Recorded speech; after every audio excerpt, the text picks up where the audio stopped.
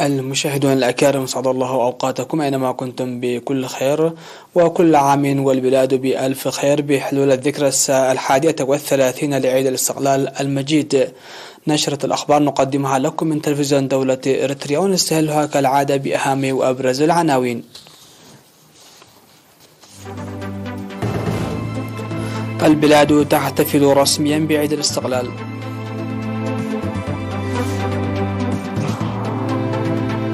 الشعب الإريتري يستقبل 24 من مايو بعزة وتفاؤل.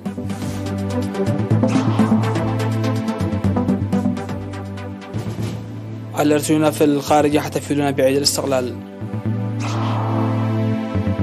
معطل 30 مدنيا في هجوم جهادي في شمال الشرق نيجيريا. إيران وعمان توقعان مذكرات تفاهم وبرامج تعاون في قطاعات النفط. قادة دفاع 50 دولة يوافقون على إرسال أسلحة متقدمة لأوكرانيا. أهلا بكم إلى تفاصيل النشرة. احتفلت البلاد رسميا بعيد الاستقلال المجيد 31 في حفل بهيج نظم في استاد أسمر الدولي عصر اليوم.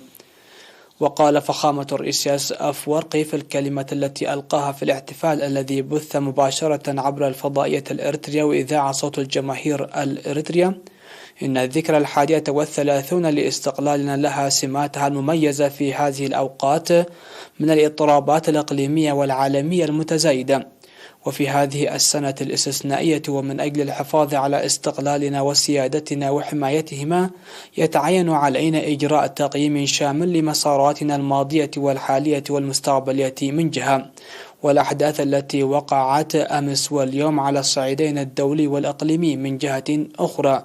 بعد هذا التقييم أمرا حيويا لقياس ما يمكن أن تتوقعه غدا، وكذلك لتحديد ما سنحتاج إلى تحقيقه على المدى الطويل. وأوضح فخامته لقد جرت مسألة استقلال إريتريا وسيادتها عن مسارها الطبيعي في عام 1941 بعد نهاية الحرب العالمية الثانية بخنقها وقمعها من قبل القوى الكبرى في ذلك الوقت. ونتيجة لذلك فإن تطلعات الشعب الإريتري إلى الاستقلال بدأت في وضع الأساس للمقاومة من أجل الاستقلال. وقال إن الحيل السياسية المنسوجة لتدمير إريتريا من أجل الضم وإضعاف الصف الإريتري بالذريعة الدينية أدت على عكس توقعاتهم إلى زيادة الوعي السياسي لدى الشعب الإريتري، ودفعته لتنشيط نضالاته السياسية وكفاءته التنظيمية لإرساء أسس متينة لاستقلاله وسيادته. ومع لجوء قوى الهيمنة إلى القمع العسكري لنضال الشعب الإريتري السياسي أدى إلى نشوء الكفاح المسلح والمقاومة من قبل الشعب الإريتري،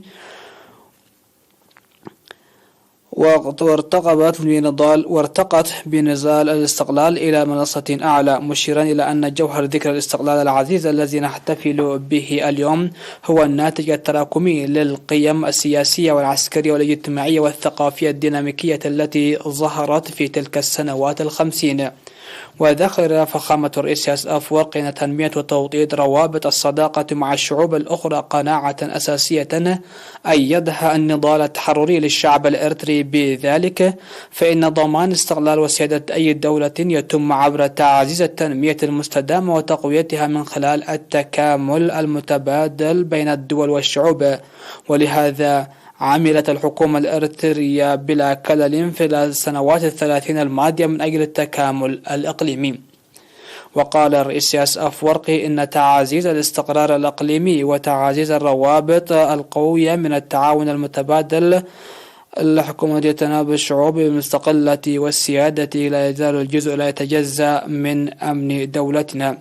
لذلك من الضروري بالنسبة لنا العمل ليلا ونهارا من أجل إنجاح أهدافنا المشتركة في هذا الصدد.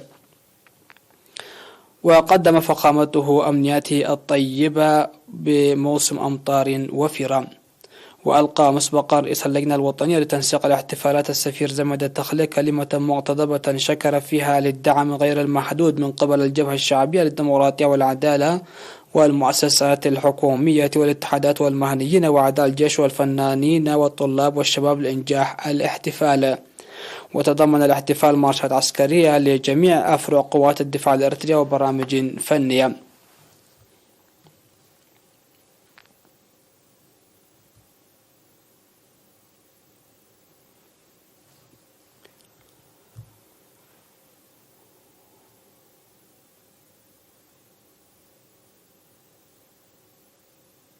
استقبل الشعب الإريتري 24 من مايو يوم الاستقلال بعزة وفخر وتفاؤل كبير، وتدفق المواطنون في مدينة أسمر إلى الشوارع الرئيسية في الفترة المسائية يوم أمس مستمتعا بالسلام وممجدا بالشهداء حتى منتصف الليل.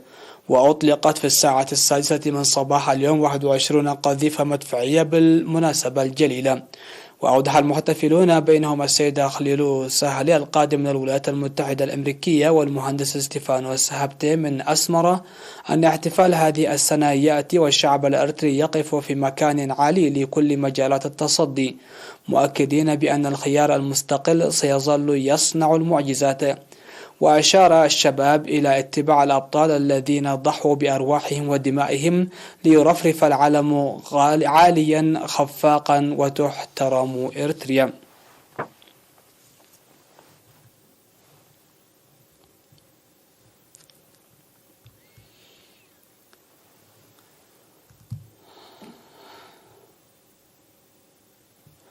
احتفل إقليم القشبركة بعيد الاستقلال يوم 22 من مايو في مدينة بارونتو تحت شعار خيارنا المستقل عزتنا. وقال حاكم إقليم القشبركة السفير محمود حروي في الاحتفال الذي شهد فعاليات ثقافية وفنية إن احتفال هذه السنة استثنائي لكونه يأتي في مرحلة انتصار الشعب الإريتري وحكومته ضد كافة العدائيات الخارجية. وأوضح بأن احتفالنا بهذه المناسبة التاريخية هي إضافة للتذكير بالتضحيات الجسام من أجل الاستقلال، وكذلك تجديد العهد لتنفيذ أمانة الشهداء، موصيا على العمل إلى جانب الدفاع عن الوطن بهدف إنجاح مشاريعنا التنموية الطموحة ومضاعفة الجهود وتكثيف مبادرات لزيادة الإنتاج والإنتاجية وتنمية الثروة الحيوانية وتوسيع وتحسين الخدمات الأساسية والعمل للحد من عملية قطع الأشجار، وأن نعزز دعمنا ورعايتنا لأسر الشهداء وأصحاب الإعاقات المستدامة وكبار السن المحتاجين بصورة تليق بهم.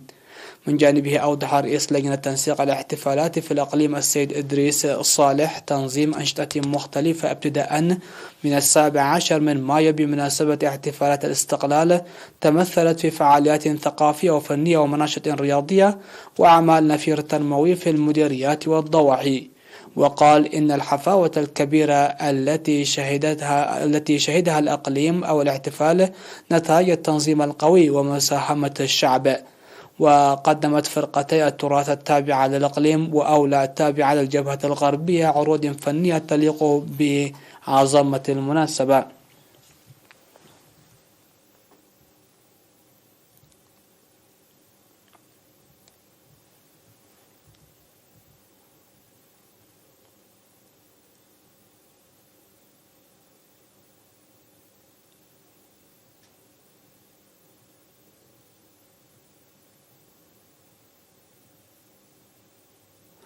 احتفل الإريتريون في جوبا بجنوب السودان بعيد الاستقلال يوم 21 من مايو. وهنأ سفير إريتريا في جنوب السودان السيد يوهانس ميكائيل في الحفل شعب وحكومة إريتريا وقوات الدفاع الإريتريا الباسلة، داعيا جميع المواطنين المساهمة الواعية باعتبار أنه لا يمكن تحقيق السلام والتكامل الإقليمي دون انتفاء المخاطر مرة إلى الأبد، كما لا يمكن التفكير في الاستثمار والنمو الاقتصادي. وقال إن تحقيق السلام وتقدم التطور الاقتصادي ليست مهام الحكومة وحدها، داعيا المواطنين تقوية صفوفهم وتمتين وحدتهم من أي وقت مضى لحماية السيادة والدفع بالتطور الاقتصادي والتنموي. من جانبه أوضح رئيس الجالية الإريترية السيد أماري جابراب أهمية احتفالات الاستقلال لتوريث التاريخ والأمانة، وذكر المواطنون بأن ذكرى الاستقلال يحمل مسؤولية كبيرة، مؤكدين على الاستعداد من أجل الإبقاء بالمتطلبات.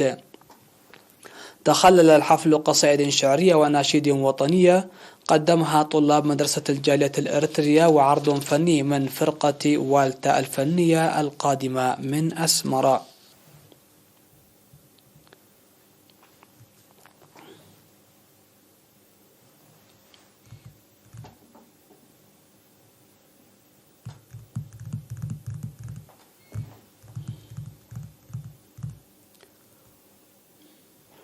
احتفل إقليم عنسبة بحفاوة كبيرة بالذكرى 31 للاستقلال يوم 23 من مايو في مدينة كيرن.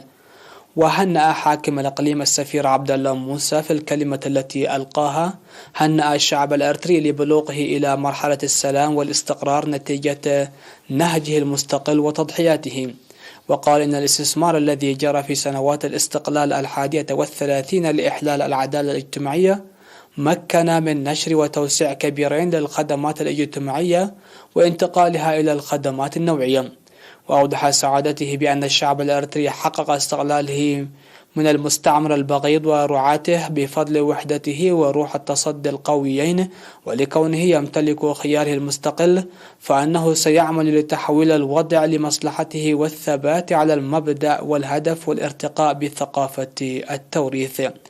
وذكر المدير العام لقسم الثقافة والريادة السيد سراج الحاج أن الاستعدادات بدأت من 19 من أبريل الماضي للاحتفال بالمناسبة الجليلة بالحفاوة الكبيرة. وأكد المواطنون على استعدادهم للدفاع عن السيادة والإيفاء بكل متطلبات الوطن. تضمن الاحتفال مناشط ثقافية وفنية قدمها الفنانون القدامى والشباب. وأفاد مراسل إرينا تنظيم أنشطة نظافة وتوريث المدن وإقامة برامج رياضية وحفلات شعبية من 20 من مايو في المدن والبلدات في إقليم عنسبة بمناسبة احتفالات الاستقلال.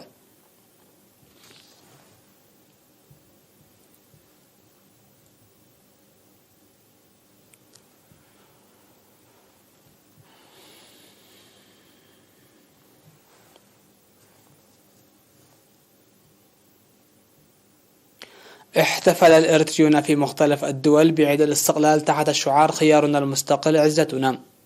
واحتفل الإريتريون في مدن نورد راي ودوزردولف وفيبرتال وويفلد وريغان الألمانية بعيد الاستقلال. خاطب الحفل قنصل الإريتريا العام السيد كبر أبتخستي ومسؤول الشؤون الشعبية والجماهيرية السيد كحساي التولدي، موضحين عزة يوم الاستقلال والمهام المرحلية للشباب الإريتري وحاجته في كافة المجالات. واحتفل الإريتريون في باريس وضواحيها والمدن الفرنسية الأخرى بعيد الاستقلال المجيد.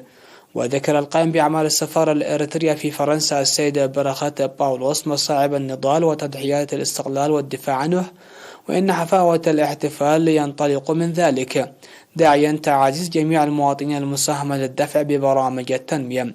وشكر كافة المساهمين لإنجاح الاحتفال. كما احتفل الإريتريون في مدينتي جوهانسبرغ وبريتوريا في جنوب أفريقيا بعيد الاستقلال. وهنأ سفير إريتريا في جنوب أفريقيا السيد صالح عمر المحتفلين معا متجاوزين تحديات 2 من وباء كورونا، داعيا المواطنين لتعزيز التصدي. جرت بالمناسبة منافسات رياضية لكرة القدم بين 4 فرق إريتريا وصومالية وإثيوبيا. واحتفلت الجالية الإريترية في كينيا بعيد الاستقلال بالتعاون مع السفارة الإريترية بمناشط ثقافية ورياضية. وقدم سفير إريتريا في كينيا السيد بيان رئيسهم ورئيسة الاتحاد الوطني للمرأة الإريترية في كينيا السيدة أبا بهايلة ورئيس الجالية بالإنابة السيد بيان والديسوس الجوائز للفائزين في مختلف المسابقات التي نظمت بمناسبة احتفال الاستقلال. وهنأ السفير بيان الشعب والحكومة وقوات الدفاع بالمناسبة وشكر المساهمين لإنجاح الاحتفال. واحتفل الإريتريون في مختلف المدن الإيطالية بعيد الاستقلال. وفي الحفل الذي نظم في مدينة روما بحضور عدد كبير من المواطنين، قال سفير إريتريا في إيطاليا السيد فسحاسيان بيطرس إن الشعب الإريتري في الداخل والخارج يحتفل معا نتيجة التضحيات الكبيرة المقدمة لأجله. وجرى الاحتفال أيضا في مدن بولونيا وكاتانيا وبيزا ونابولي. واحتفل الإريتريون المقيمون في بإيريا في غرب الولايات المتحدة الأمريكية بعيد الاستقلال في مدينة أوكلاند في كاليفورنيا. فيما احتفل الإريتريون في أبيجان العاجية وموسكو الروسية وطرابلس الليبية بعيد الاستقلال. وأقامت السفارة الإريترية في موسكو الروسية احتفالا يوم 22 من مايو حضره الطلاب الإريتريين في روسيا بالقدوم إلى السفارة والفيديو الافتراضي.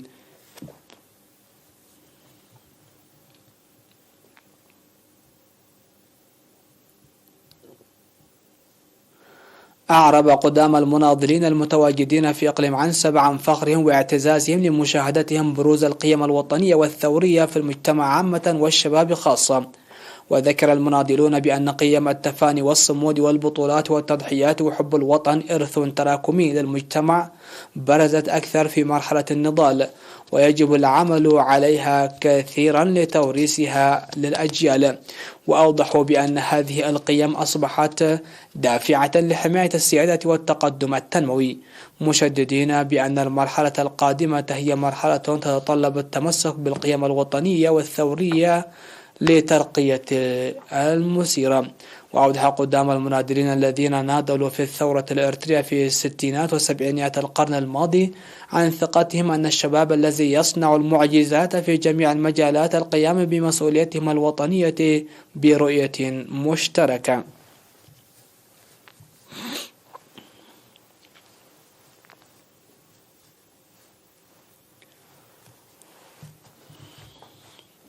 مشاهدينا، نشرتنا لا زالت مستمرة من الفضائية الإريترية، لكن بعد الفاصل.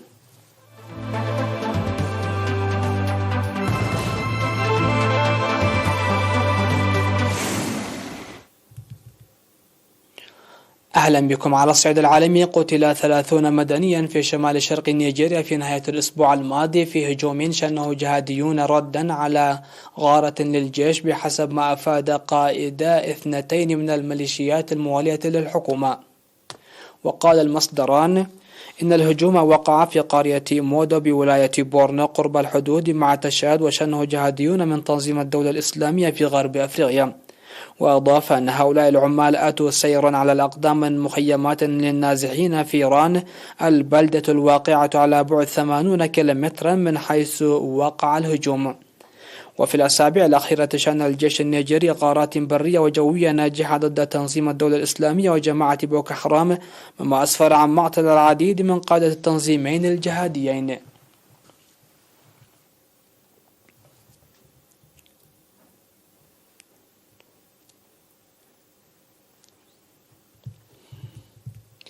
وقعت سلطة عمان وإيران 8 مذكرات تفاهم و4 برامج تعاون في عدة قطاعات، من بينها النفط والغاز والنقل، وذلك على هامش زيارة الرئيس الإيراني إبراهيم رئيسي إلى مسقط.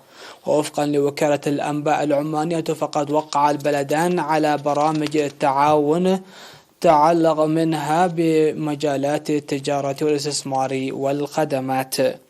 ونقلت وكالة أنباء فارس الإيرانية شبه الرسمية عن وزير النفط جواد أوجي قوله إن إيران وسلطنة عمان اتفقتا على تشكيل لجنة للتطوير المشترك لحقل هنجام النفطي الذي يمتد على الحدود البحرية للبلدين. وفي عام 2005 وقع البلدان مذكرة تفاهم لتطوير حقل هنجام النفطي بشكل مشترك، لكن الاتفاق لم ينفذ، وقررت طهران تطوير الحقل بشكل مستقل في عام 2022. وذكرت وكالة الجمهورية الإسلامية للأنباء إيرنا الأسبوع الماضي أن أوغي وافق على إحياء مشروع متعثر منذ مدة طويلة لمد خط أنابيب تحت البحر لنقل الغاز إلى سلطنة عمان.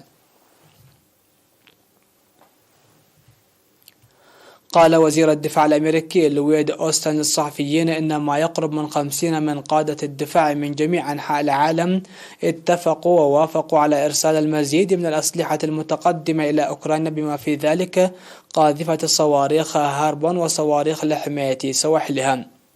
وقال الجنرال مارك ميلي رئيس هيئة الأركان المشتركة إن المناقشات منخفضة المستوى جارية بشأن الكيفية التي قد تحتاجها الولايات المتحدة لتعديل أسلوب تدريبها للقوات الأوكرانية، وعما إذا كانت بعض القوات الأمريكية ينبغي أن تتمركز في أوكرانيا.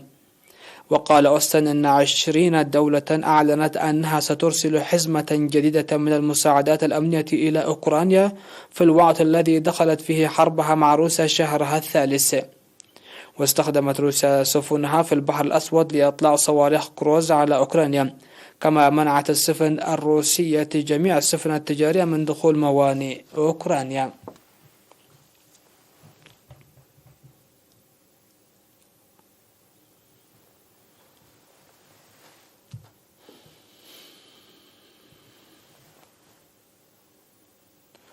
قتل 6 أشخاص على الأقل جراء انهيار مبنى ضخم قيد الإنشاء في حي مزدحم بمدينة أبادل بجنوب غرب إيران، وفيما وفق ما أفاد التلفزيون الرسمي في حصيلة يخشى أن تزداد مع تبقي عشرات في عدد المفقودين. وأعلن التلفزيون الرسمي انهيار أجزاء من مبنى متروبول المؤلف من 10 طبقات والواقع في مدينة أبادان بمحافظة خوزستان الحدودية مع العراق في جنوب غرب الجمهورية الإسلامية. وبعيد انهيار المبنى، أفادت جمعية الهلال الأحمر في خوزستان أن 80 شخصا على الأقل علقوا تحت الأنقاض، وأن العمل جار لإنقاذهم. وبعد انقضاء نحو 6 ساعات على الحادث، كان العشرات لا يزالون في عداد المفقودين. وتواجد العشرات في المكان، غالبيتهم عمال إنقاذ، وضعوا خوذا حمراء، بينما عملت آليات ثقيلة من جرافات ورافعات على إزالة الركام لتسهيل البحث عن أشخاص يحتمل وجودهم تحت الأنقاض.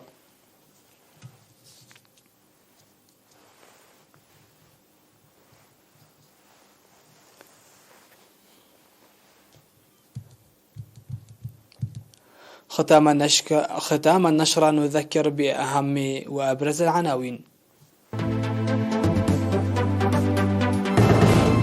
البلاد تحتفل رسميا بعيد الاستقلال.